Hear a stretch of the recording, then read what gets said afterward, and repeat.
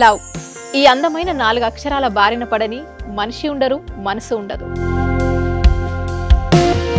ఈ లవ్ కొంతమంది జీవితానికి సరిపడా మధురమైన అనుభూతులను అందిస్తే,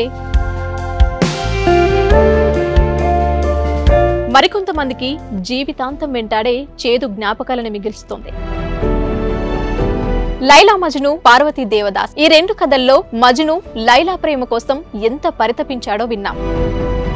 దేవదాస్ పార్వతి ప్రేమ కోసం ఎంత పిచ్చోడయ్యాడో చూసాం.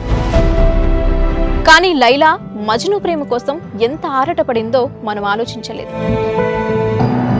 దేవదాసు దూరమయ్యాక పార్వతి పరిస్థితి ఏంటో మనం అర్థం చేసుకోలేదు. ప్రేమ నుండి పెళ్లి వరకు వెళ్ళలేకపోయినా ఎంతో మంది అమ్మాయిల బ్రేకప్ స్టోరీస్తో మీ లవ్ టుడే.